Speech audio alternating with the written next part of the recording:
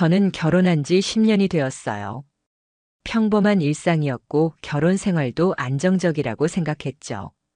서로 직장 생활을 하면서 아이를 키우고 주말마다 작은 여행이나 외식으로 일상의 스트레스를 풀곤 했습니다. 아내는 항상 바쁘게 움직였지만 우리 집안은 안정적이었어요.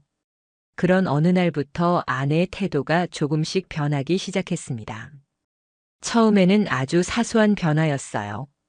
아내가 운동 좀 해봐야겠다며 말을 꺼냈을 때 저는 그저 일상에 조금의 변화가 생기는구나 싶었죠. 아내는 원래 운동에 큰 관심이 없었거든요.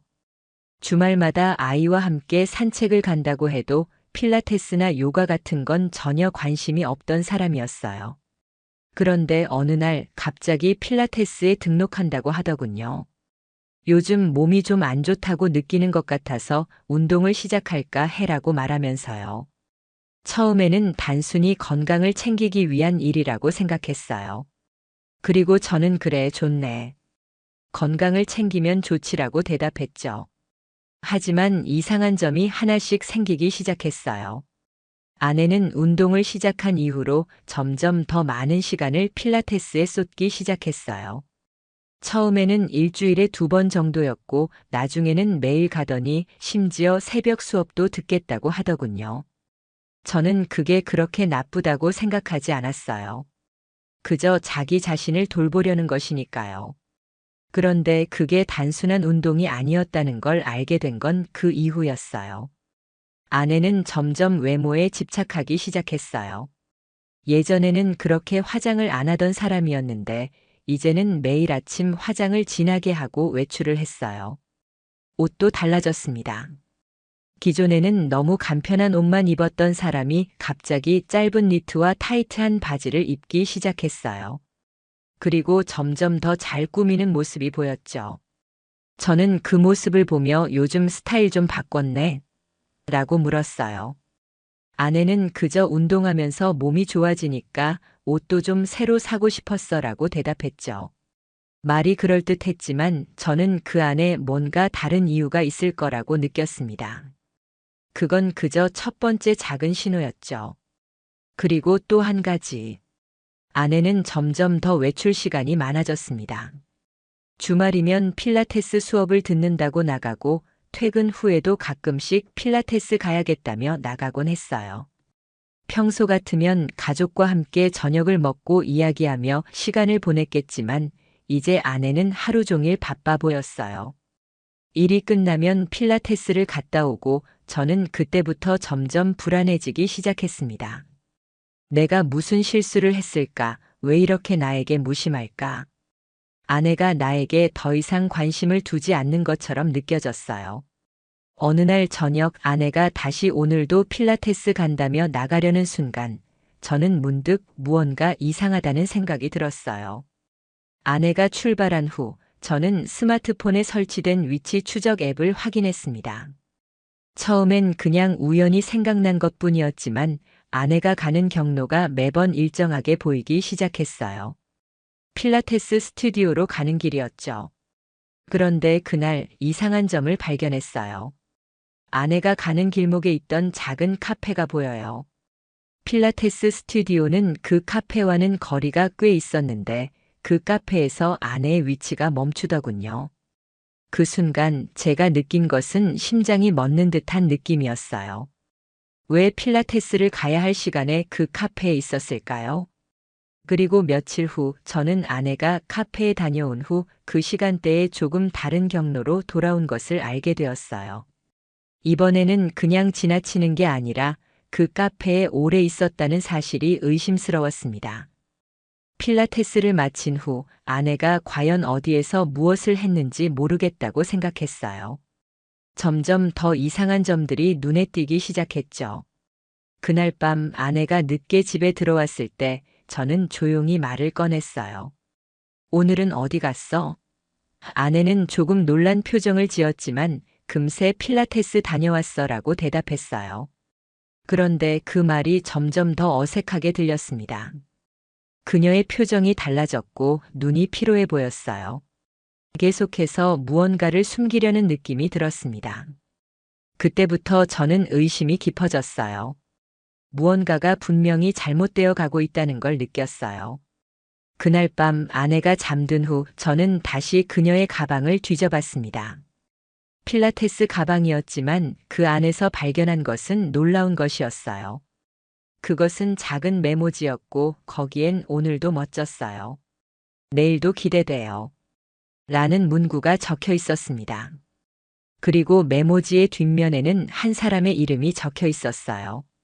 그 사람은 아내가 다니는 필라테스 스튜디오의 강사였어요. 그 순간 저는 숨이 멎는 것 같은 기분이었어요. 더 이상 눈을 감을 수 없었습니다. 내 아내가 내가 믿고 있던 사람이 다른 사람과 뭔가를 공유하고 있다는 사실을 알게 된 것이었어요. 아내의 가방에서 그 메모지를 본 순간 저는 정말이지 이건 아니라고 외치고 싶었어요. 심장이 뚝 떨어지는 것 같았고 온몸에 힘이 풀렸어요. 그 작은 메모 한 장이 제 인생을 송두리째 뒤집어 놓을 줄은 상상도 못했죠. 저는 밤새 한숨도 자지 못하고 가만히 누워 천장만 바라봤어요. 도대체 어떻게 해야 하는 걸까? 내가 착각한 걸까? 아니면 정말 그 강사랑 무슨 일이 있는 걸까? 이런 생각이 꼬리에 꼬리를 물었어요. 다음 날 아침 아내는 아무렇지 않게 준비를 하고 있었어요. 출근 준비하는 모습도 아이 챙기는 모습도 평소와 다를 게 없었죠. 그런데 저는 그 일상이 다 거짓말 같았어요. 저 사람은 나한테 숨기는 게 있는데 왜 저렇게 아무렇지 않을 수 있나? 그게 너무 억울하고 치가 떨렸어요. 저는 결심했어요. 이제는 직접 확인해야겠다고. 더 이상 이 상태로는 못 견디겠더라고요. 그래서 저는 GPS 추적을 본격적으로 시작했어요. 아내 몰래 스마트폰 위치를 공유했고 필라테스를 간다는 시간대마다 그 위치를 확인했죠. 며칠 동안은 별다를 게 없었어요. 스튜디오 근처에서 움직임이 멈추곤 했으니까요. 그런데 어느 토요일 저는 이상한 걸 발견했어요. 아내의 위치가 스튜디오에서 조금 떨어진 골목에 머물러 있었어요. 저는 순간 가슴이 덜컥 내려앉았습니다. 필라테스 스튜디오가 아니라 골목이라니. 너무 이상했어요. 그래서 저는 직접 그곳으로 갔습니다. 조심스럽게 차를 몰고 골목에 도착했어요.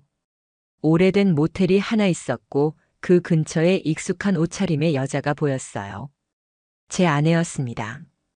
그리고 그 옆에는 낯익은 남자가 있었어요. 바로 필라테스 강사였죠. 둘은 모텔 근처에서 자연스럽게 대화를 나누다가 함께 안으로 들어갔어요. 그 장면을 보는 순간 저는 머리가 하얘졌어요. 숨이 막히고 눈앞이 아찔했어요. 이건 뭐 의심의 여지가 없는 장면이었어요. 저는 핸드폰을 꺼내 사진을 찍으려 했지만 손이 떨려서 제대로 찍히지도 않았어요. 그저 그 광경을 멍하니 바라볼 수밖에 없었죠. 그날 밤 저는 집에 돌아와도 아무 말도 하지 않았어요. 아내는 평소처럼 저녁을 준비하고 아이와 놀아주고 있었어요. 그런데 그 모습이 너무나 역겨웠어요. 저 인간이 낮에는 다른 남자와 모텔에 가놓고 밤에는 아무렇지 않게 가족인 척하고 있었으니까요. 저는 억울하고 분해서 미칠 것 같았어요. 내가 그동안 얼마나 바보였나 싶었어요. 이런 짓을 하고 있는 줄도 모르고 집에서는 그냥 평범한 남편인 줄 알았던 내가 한심했어요. 저는 그날부터 본격적으로 자료를 모으기 시작했어요. 아내의 외출 시간, GPS 기록, 모텔 근처 CCTV 확인. 다행히 근처 가게 사장님께 부탁해서 며칠간의 CCTV 영상을 확보할 수 있었어요. 영상 속에는 아내와 그 남자가 모텔을 드나드는 장면이 선명하게 찍혀 있었어요. 저는 그걸 보며 이를 악물었어요. 이걸로 끝내지 않겠다고요. 반드시 이 대가를 치르게 해야겠다고 결심했어요. 그리고 저는 변호사를 찾아갔습니다. 증거들을 보여주자 변호사는 한마디 하더군요. 이 정도면 상간소송 충분합니다. 이혼도 유리하게 진행할 수 있어요. 그 말을 듣는 순간 저는 다시 한번 분노가 치밀었어요. 법으로라도 이 사람들에게 책임을 묻지 않으면 저는 못 견딜 것 같았거든요. 변호사와 상담하며 이혼 소송과 상간 소송을 동시에 준비하기로 했어요. 더 이상 미룰 이유가 없었으니까요. 며칠 뒤 아내는 또 필라테스를 간다며 집을 나섰어요. 저는 이번엔 미행했어요. 차로 멀찍이 따라갔죠. 예상대로 스튜디오는 들르지도 않고 바로 모텔 근처로 갔어요. 그리고 그 남자와 만나더군요. 둘은 너무도 익숙하게 손을 잡고 모텔 안으로 사라졌어요. 그 장면을 핸드폰에 담으면서 손이 부들부들 떨렸어요. 그런데 그 순간 아내가 핸드폰을 꺼내더니 누군가에게 메시지를 보내더군요. 저는 직감했어요. 집에 있는 저한테 보내는 척하면서 강사한테 보내는 거라고. 정말 역겹고 치가 떨렸어요. 집에 돌아온 아내는 아무렇지 않게 저를 보며 말했어요. 오늘 운동 힘들었어. 너무 땀 많이 흘렸네. 그 말을 듣는데 속이 울컥했어요. 이 인간이 나를 뭘로 보고 이런 말을 태연하게 할 수 있나. 저는 더는 참을 수 없었지만 아직은 모른 척했습니다. 아직 법적 절차가 시작도 안 됐으니까요. 그날 밤 저는 상간남의 신상도 전부 파악했습니다. 이름, 나이, 직업, 심지어 SNS까지. 그는 SNS에 필라테스 강사라고 자신을 소개하고 있었고 회원들과 찍은 사진도 올려두고 있었어요. 그런데 그 중에 제 아내의 모습도 어딘가에 슬쩍 보이더군요. 저는 그걸 캡처하며 이를 악물었어요. 이 인간은 아무렇지도 않게 내 아내와 부적절한 관계를 맺고도 떳떳하게 사는구나 싶어서요. 이제 모든 준비는 끝났어요. 변호사와 함께 법원에 이혼 소장을 접수했고 상간소송도 함께 진행됐습니다. 그 인간에게는 내용 증명이 발송됐고 아내에게는 이혼 서류가 전달될 준비가 되어 있었어요. 이제 더 이상 숨길 수 없는 상황이었죠. 이혼 소송과 상간 소송 서류가 모두 준비됐다는 변호사의 연락을 받은 그날. 저는 마음을 다잡았어요. 이제 더 이상 돌아갈 길은 없다는 걸 알았으니까요. 며칠 뒤 아내가 퇴근하고 집에 들어오자마자 서류를 전달했어요. 저는 차갑게 말했죠. 이제 더는 말할 것도 없고 변명도 듣고 싶지 않다. 이혼 소장이야. 그리고 내 그 강사한테도 상간소송 들어갔다. 그 순간 아내의 얼굴이 사색이 되더군요.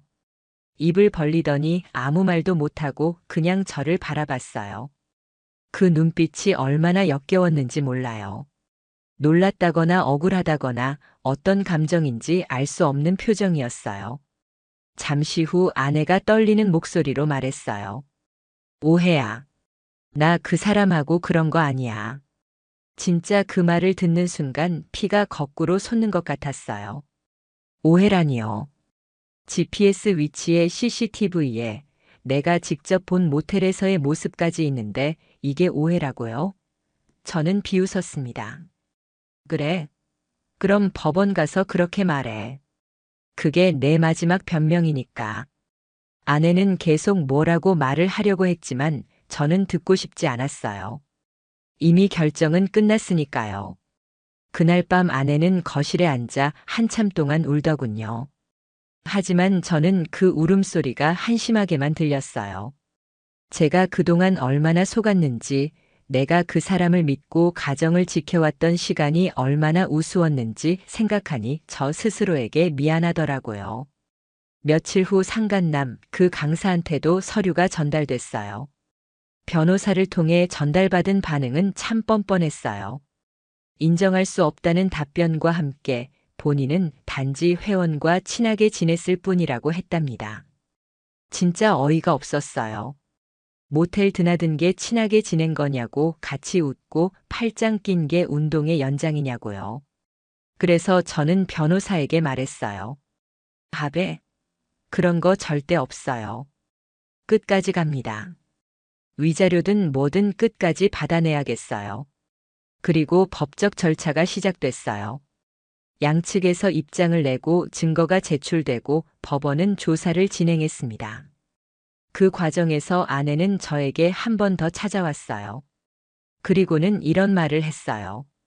우리 아이 생각해서라도 합의하자. 내가 이혼하고 소송까지 하면 아이가 상처받잖아. 그 말을 듣는데 또 한 번 분노가 치밀었어요. 지금 와서 아이를 들먹인다고요? 그럼 그 인간이랑 모텔 드나들 때는 아이 생각 안 했나? 저는 차갑게 말했어요. 너한테 아이 걱정할 자격 없어. 이미 넌 엄마로서 자격도 없는 사람이야. 그 말을 듣고 아내는 결국 고개를 숙이고 아무 말도 하지 못했어요. 그날 이후 아내는 저를 피하기 시작했어요. 집에서도 말도 안 걸고 아이한테만 잘해주려고 했죠. 그런데 아이는 이미 집안 분위기가 이상한 걸 느꼈어요.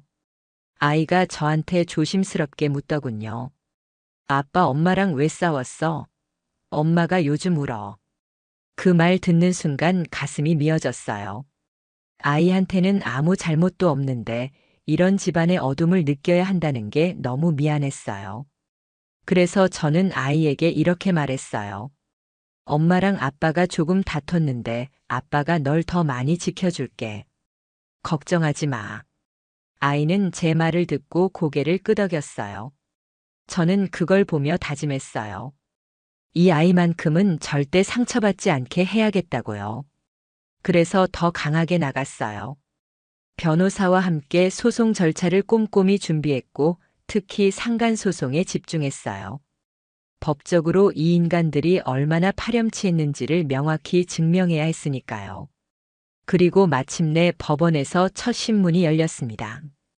법원에서 양측의 입장을 들으면서 상간남은 여전히 시치미를 떼고 있었어요. 아내도 억울하다는 표정을 짓더군요. 그런데 제가 제출한 CCTV 영상, GPS 위치, 그리고 제가 직접 찍은 사진들이 나오자 그때부터 두 사람의 표정이 바뀌었어요. 법원도 더 이상 말이 필요 없다는 듯이 명확한 증거라고 판단했죠. 결국 법원에서는 상간남에게 위자료 지급 판결을 내렸습니다. 2천만 원 지급. 그리고 아내와의 이혼 역시 유책 사유를 명확히 하여 저에게 유리하게 판결이 내려졌어요. 재산 분할에서도 아내가 받을 수 있는 비율이 대폭 줄었고 양육권은 전적으로 저에게 넘어왔습니다. 이보다 더 통쾌한 결과는 없었어요. 그날 법원을 나서는 길에 아내는 저를 불러 세웠어요. 그리고 이렇게 말하더군요. 그래도 마지막 인사는 하고 싶어. 미안했어. 저는 그 말 듣고도 아무 대답 안 했어요. 그저 비웃었어요. 그게 내 마지막 인사면 됐다고 나는 이제 더 이상 너를 아는 사람이 아니라고 생각했죠. 그렇게 저는 법의 힘으로 그리고 제 의지로 모든 걸 끝냈습니다. 제 인생에 그런 쓰레기 같은 기억들이 더는 남지 않게 말이죠. 그렇게 법원의 판결이 끝나고 나니 몸에 힘이 다 빠졌어요. 억울하고 분했던 마음이 다 사라지진 않았지만 그래도 정의가 실현됐다는 느낌은 있었죠. 저는 그날 이후부터 진짜로 제 삶을 다시 시작해야겠다는 생각이 들었어요. 그런데 웃긴 건 그 인간들, 그러니까 아내와 상간남이 그렇게 쉽게 끝나지 않았다는 겁니다. 법원 판결이 나고 상간남이 위자료를 지급하겠다고 했지만 그 인간이 지급 기한을 지키지 않았어요. 저는 그걸 두고 보지 않았습니다. 바로 강제 집행 신청을 했어요. 그 인간이 다니던 필라테스 센터에 법적 문서를 보내서 급여 압류 조치 들어갔죠. 그제야 그 인간이 허둥대며 변호사 통해 연락해 왔습니다. 합의하면 안 되겠냐, 위자료 금액 좀 깎아줄 수 없냐고. 그 소리 듣는데 진짜 기가 차더군요. 깎긴 뭘 깎아요. 제 인생 망쳐놓고. 저는 변호사 통해 단호하게 말했어요. 절대 없다. 끝까지 받아낸다. 그렇게 결국 상간남의 급여에서 매달 일정 금액씩 위자료가 빠져나가기 시작했습니다. 필라테스 센터에서도 그 사실이 소문나기 시작했고 회원들 사이에 그 인간이 불륜으로 소송까지 간 사람이란 이야기가 퍼졌어요. 당연히 회원 수가 줄어들었고 센터 사장도 부담스러워했는지 결국 그 인간은 센터를 그만두고 말았어요.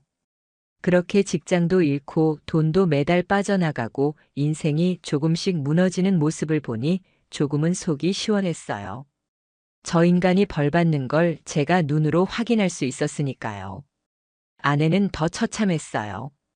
판결 후 친정에 갔지만 친정에서도 냉대받았다고 들었어요. 아내의 부모님이 이 사실을 알게 되면서 집안에서도 완전히 버려진 거나 다름없었죠. 친구들도 다 떨어져 나갔고 직장에서도 눈총을 받으니 얼마 안 가 회사를 그만뒀다고 하더군요. 저한테 직접 연락이 온 건 아니었지만 지인을 통해 듣게 됐어요. 집도 못 구해서 친정에서도 짐짝처럼 취급받으며 살고 있다는 소식이 들려왔어요. 저는 그 소식 듣고도 아무런 감정이 들지 않았어요. 불쌍하다거나 안 됐다거나 그런 생각 일도 들지 않았습니다. 스스로 자초한 일이니까요. 그런데도 한 번은 아내가 저한테 메시지를 보냈더군요. 나 정말 많이 후회해. 다시 시작하고 싶어. 그 메시지를 보고 저는 그냥 웃음이 나왔어요. 이 사람은 아직도 자기 잘못을 제대로 모르는구나. 후회한다고 해서 달라지는 게 있나? 그때 저는 딱 한 문장만 보내줬어요. 후회는 네 인생에서 하고 내 인생엔 다시 오지 마.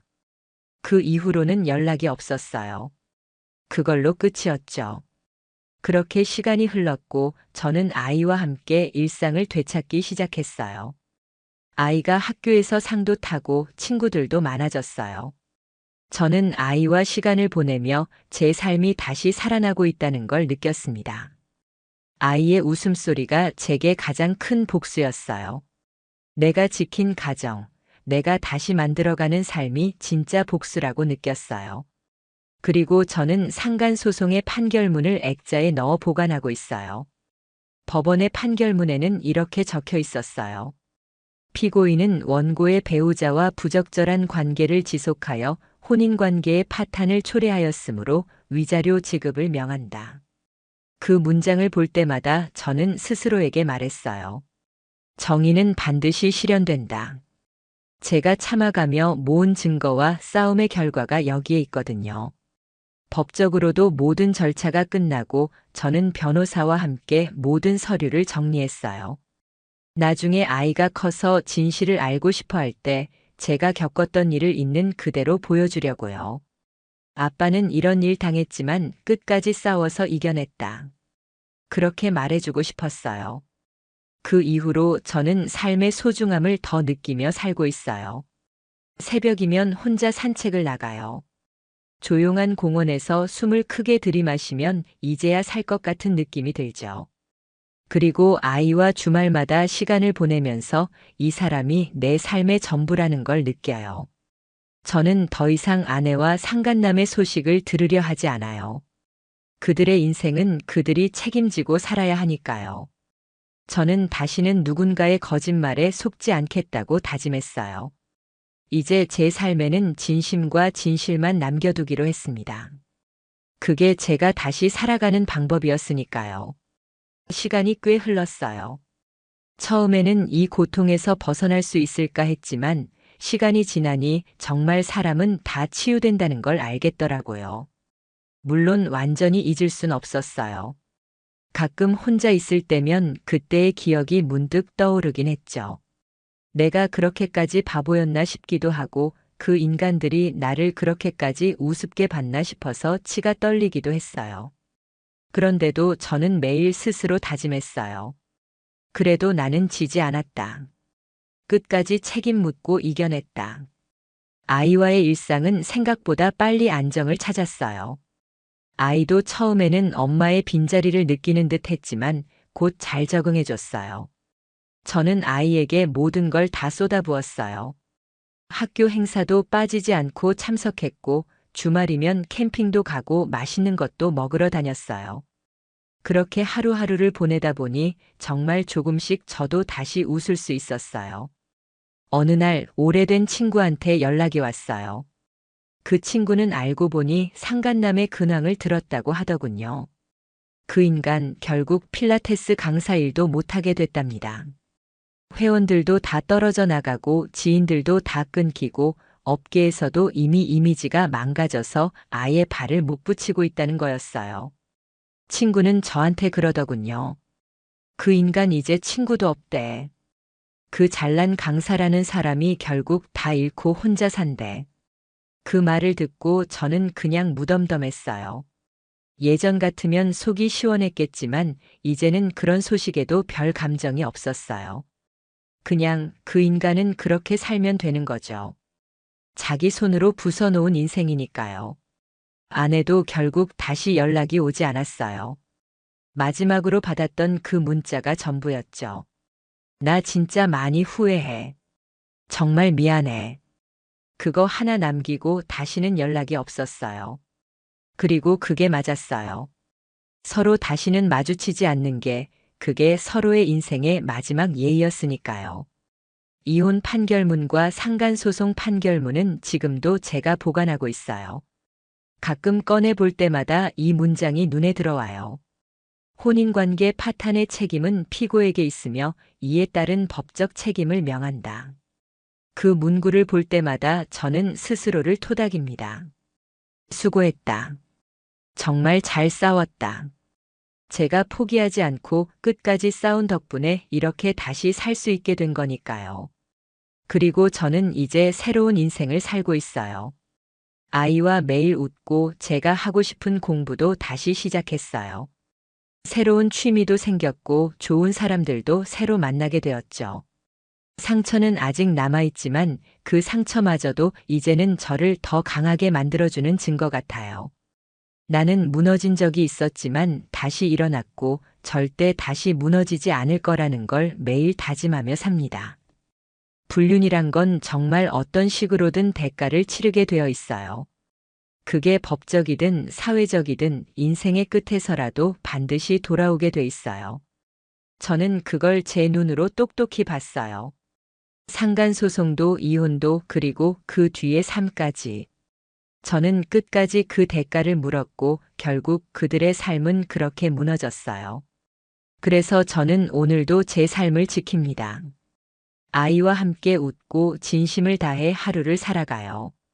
더 이상 흔들릴 일도 속을 일도 없어요. 저는 이제 진짜 저답게 살아가기로 했으니까요. 이것이 제가 끝까지 버티고 싸우고 결국 이겨낸 제 이야기입니다. 이걸 듣는 여러분들도 절대 포기하지 마세요. 불륜도 배신도 반드시 책임지게 할 수 있습니다. 저처럼 끝까지 싸우세요. 반드시 이길 수 있습니다.